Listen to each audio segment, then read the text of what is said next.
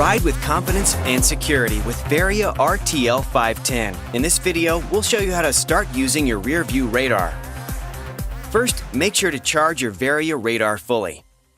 Just plug the included charging cable into the port at the back of the device, then plug the other end into any USB port.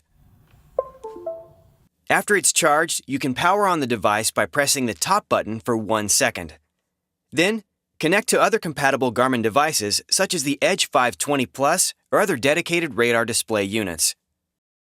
For this demonstration, we'll be connecting to the Edge 520 Plus.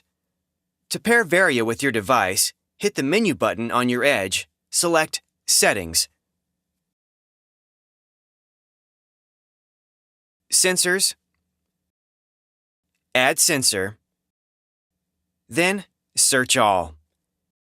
Varia radar will show up, allowing you to pair your devices following the on-screen instructions.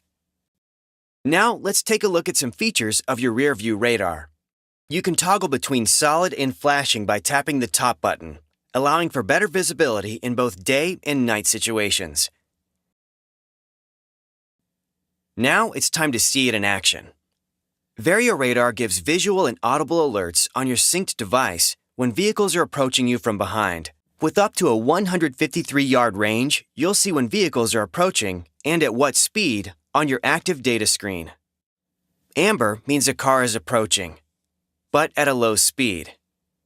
Red means a car is approaching at a faster speed. Take caution. During this time, your device will automatically go into alert mode and will begin to flash to warn the driver. Once the vehicle is passed, the radar overlay will switch to green to indicate that it is no longer a threat. Varia radar is just one part of cycling awareness and security. Be sure to ride smart and be aware of your surroundings. Thanks for watching. To learn more about Varia radar, go to Garmin.com.